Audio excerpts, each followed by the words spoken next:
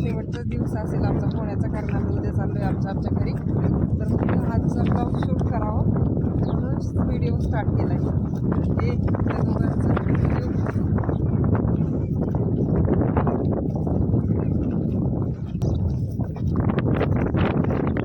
आरवचा आज final day असू शकतोय, कारण कालपासून त्याला छान पोहता येते. बघूया आज काय प्रोग्रेस आहे.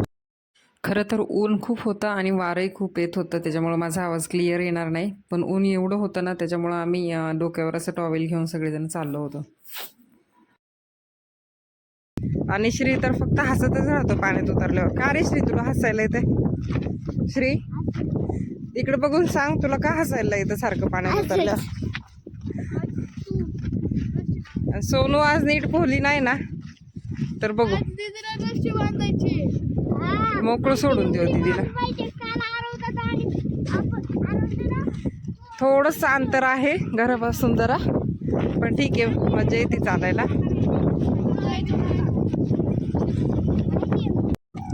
आम्ही गेले 4-5 दिवस झाले इथंच पोहतोय, पण इथं थोडंसं खोल पाणी नाहीये, म्हणून मग आम्ही आता विहिरीत पोहायला जातोय कालपासून. पण तळ्यातलं पाणी पण खूप स्वच्छ आहे.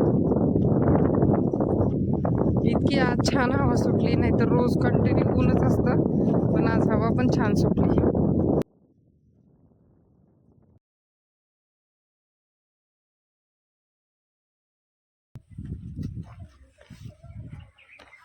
चला आपण विहिरीजवळ पोचलो आहोत. बघूया आज विहिरीला पाणी वाढलंय का कालचं एवढंच आहे.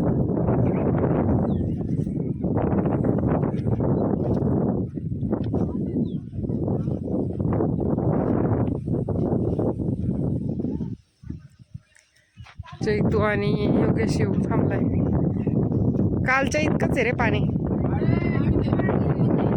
कुठं? हा, तो रॉडच्या तिथं आलाय ना. पाणी स्वच्छ आहे. चला आता कोण पहिलं उडी मारतय?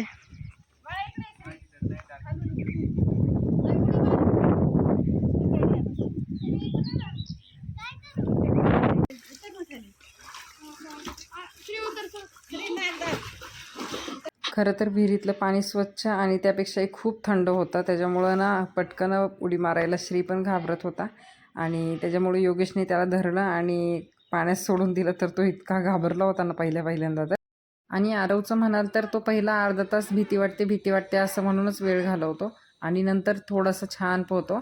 आणि त्याला थोडंसं भीती वाटते म्हणून आम्ही रस्सीचं सपोर्ट देतो, नाहीतर तो मोकळा पण पोहतो.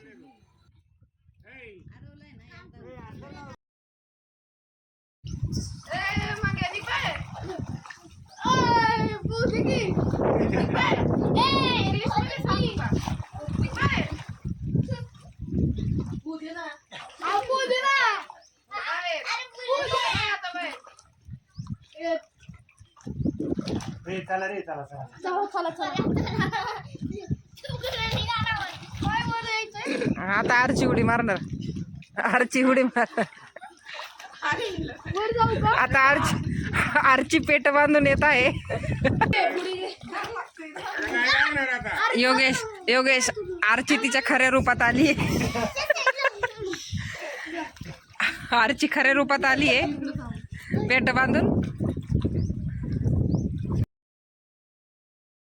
इकडे आमचा असंच टाइमपास चालला होता. आम्ही सैराटच्या आठवणी ताज्या करत होतो. आणि आज माझे काकासुद्धा आले होते, त्यांना शिकवत होते की तुम्ही कसं पोहायला पाहिजे वगैरे. योगेश आणि आई रोजच असते, काल मावशी पण आली होती. आईला माझ्या छान पोहता येतं, आणि म्हणून ती असं साईडला रस्सी बांधून त्यांना ट्रेन करत होती. बाकी आरवचं म्हणाल तर आरवला उडी मारायची खूप भीती वाटते, म्हणून योगेश हातात धरून उडी मारत होता. पण तरी आरवचं रडणं चालूच होतं. पण ठीक आहे, त्याची थोडी भीती मारण्यासाठी आम्ही त्याच्याकडे लक्ष न देता त्याला शिकवत होतो.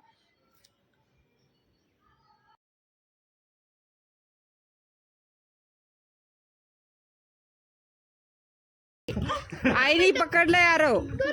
पकडलाय मी तुला. मार.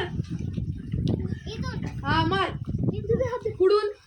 हा चल. योगेश साबण घेऊन योगेश फिरतोय. ज्याला वाटतंय ना ते साबण घेतय तिथून.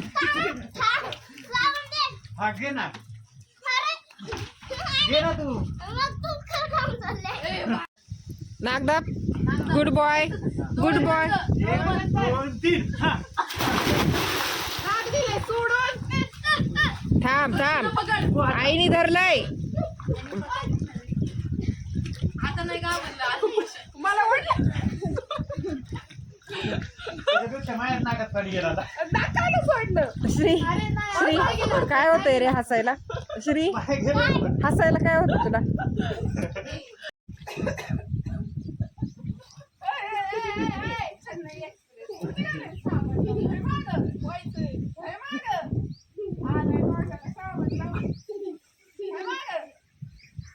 हा आता आर्चीने उडी मारली होती. मार मार यार, किती बघ आता. बघू आर्चीची किती हवा आहे. मारणार आता. बघू ही पोंदेवाडीतली आर्ची किती हवा करते. हा आर्ची बघी.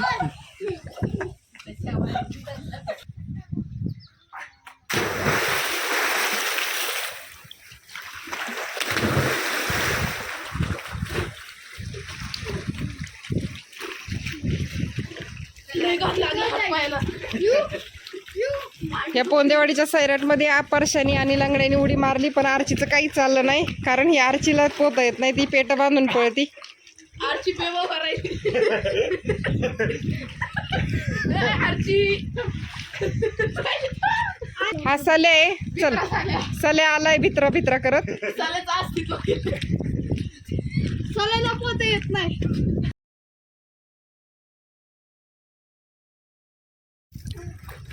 इकडून आला आहे माझा भाऊ प्रवीण. ये रे अरे ट्रॅक्टर लावून ये ना तिकडच. हा, ट्रॅक्टर लावून आले मग.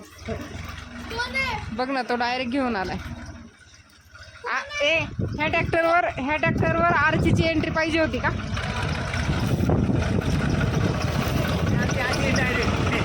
आता काय आतमध्ये उडी मारतो काय ट्रॅक्टर सकट.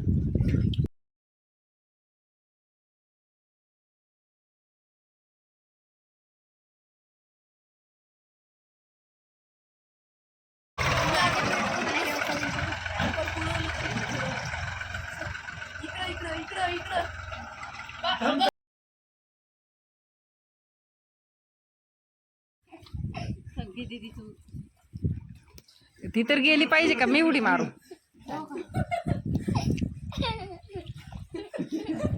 आणि आमच्या ह्या आर्चीला विदाऊट फ्लोटर पण पोहता येत आहे पण ती उगाच घाबरती म्हणून ती पाठीला बांधून ठेवती. आणि यांचं काय घोडा घोडा खेळायचं चाललंय. मुलांचं सगळ्यांचं पोहून झाल्यावर आम्ही आवरून तिथेच माझी शेजारी लहान मावशी राहते तिच्या घरी गेलो बाळाला वगैरे भेटून. मग आम्ही पुन्हा तिथून चालत घरी गेलो. घरी चाललो आहोत सगळेजण पोहून.